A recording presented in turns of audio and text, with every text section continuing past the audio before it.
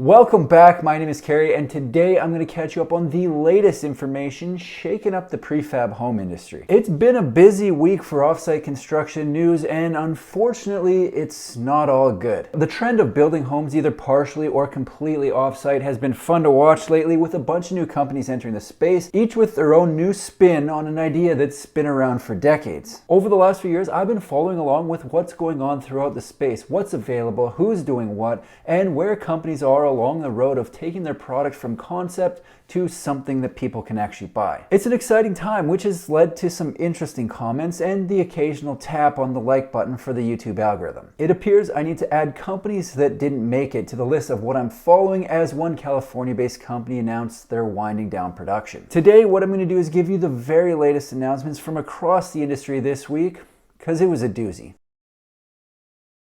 The first announcement that had my attention came from California-based Samara, who briefly teased at the news on Instagram after an almost 4-month hiatus on the app. I've noticed with a lot of new companies entering the space, they come out of the gate with guns blazing on social media, and then the posts are few and far between after the initial blitz. Some people who follow the industry assume that just because nothing is being documented on a company's social media, that nothing is happening, but I don't think that's the case. From what I've noticed, what's happening between the initial announcement and the return to social media is the real work and a response to whatever demand was received from the initial announcement. If a company announces a concept and gets absolutely no interest, might be a different story, but a lot of times they're just making adjustments based on the feedback received. For example, if they got more orders than they were expecting, they might be figuring out how to increase production to build more homes. This week it was announced that Samara would be adding a 2-bedroom option to their line of ADUs they're referring to as backyard. If you haven't heard of Samara, they're a relatively new option in the prefab home space from one of the AIRBNB founders. They're based in San Francisco, offering a line of now 3 models designed as accessory dwelling units, which is just a fancy word for small second home on a property. Their website says Samara is a new company that sets out to improve the way we live. We build homes that help people dream bigger. We believe better things are possible, that our best days are ahead of us, not behind us. We're based in the San Francisco Bay Area and we're growing every day. Before this week, Samara was offering 2 ADUs, a 420 square foot studio and a 540 square foot 1-bedroom, both currently only available in California. They launched the company at the end of 2022 with those 2 models, and I'm guessing based on the feedback received, they decided it would be a good idea to add a 2-bedroom. The announcement said, introducing the all-new 2-bedroom backyard. The perfect blend of style, comfort, and functionality is now more flexible than ever. Unlock the potential of your yard. One of the things they've done at Samara that I think is really smart and will improve their ability to scale is a fairly standardized set of floor plans. If you look at the studio, 1-bedroom, and 2-bedroom models, they're all the same throughout most of the home. The kitchen, bathroom, and living space are identical in all 3 models, and the only thing that really changes is the addition of 1 or 2 bedrooms. What I like about this is it'll speed up production because the kitchen, bathroom, and main space is going to be the same on every single home,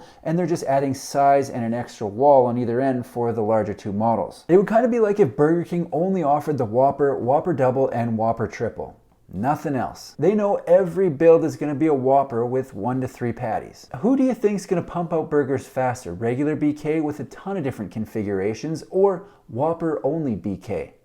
Has anyone even tried their Roadhouse burger? Please be honest. Standardization and repetition should in theory increase output, and that's what they're going for over at Samara. I think it makes sense. The way the 2-bedroom is laid out, the front door enters into a bit of a landing directly across from the bathroom. To the right, they've got what I would consider the main bedroom because it's closest access to the bathroom. Not sure if that's a technical way of deciding which is the main bedroom, but it makes sense to me, so that's what I'm going with. The bathroom is located directly outside the door of bedroom 1 before entering into the kitchen. As I mentioned, it has the same corner kitchen found in every model, with the fridge backing onto the wall shared with the bathroom and a window over the sink. Depending on the layout, the next space is either the living room or living room bedroom combo if it's the studio. Beyond the living room is where things change for the 2-bedroom. So far, everything has been the exact same plan as the 1. They added the 2nd bedroom on the end of the living room, giving a split plan, which I like because it limits the amount of hall. The total footprint of the 2-bedroom model from Samara is 690 square feet, with dimensions of 47 by 15. Right now, they're only selling to people in California. However, it is noted that people from outside the state should let them where to go next, so it seems like expansion is on the horizon. The 2-bedroom model has a price of $369,000, which includes the unit and installation.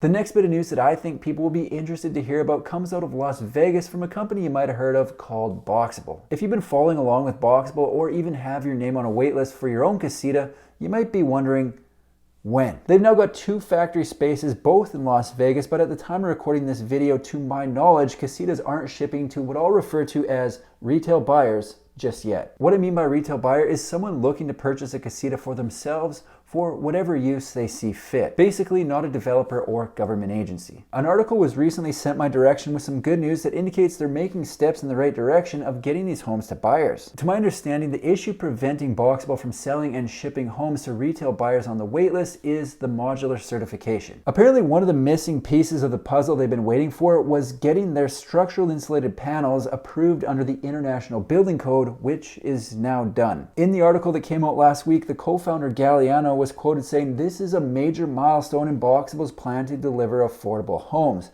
This is the final piece of the puzzle that allows Boxable to submit a certification application to any state modular building program in the USA." I don't know how long those applications take to process, but I think this is good news for anyone interested in Boxable or currently on the waitlist.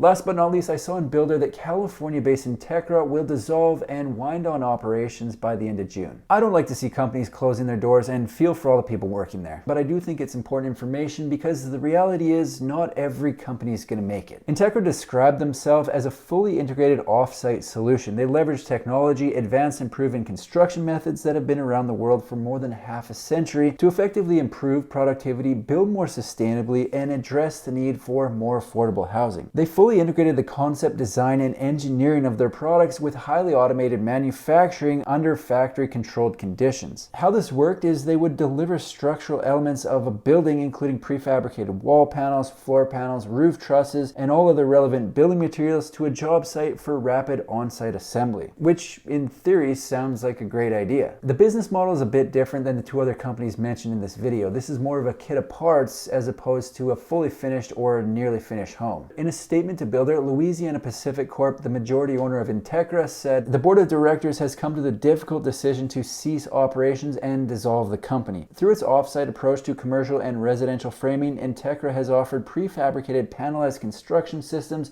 to Northern California builders since its founding in 2017. However, Techra's long-term success requires scalable operations through regional expansion and greater capacity, which necessitates increased capital investment. One of the downsides of building away from the job site and delivering partial or finished homes to the site is the distance from the factory to the location. Serviceable areas and customers can be limited by proximity to the factory. Basically, it doesn't matter how good the product is. If the cost to ship is too high, customers could look for a closer option, which can limit the growth of a company with a single factory. Offering homes to a larger geographic region means more factories and more money, which doesn't seem like something LPC was interested in.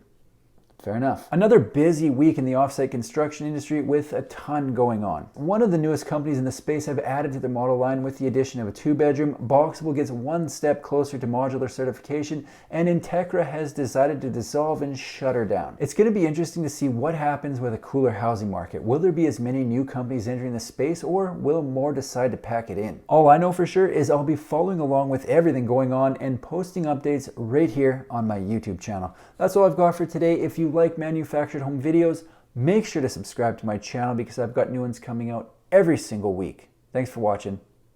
See you in the next one.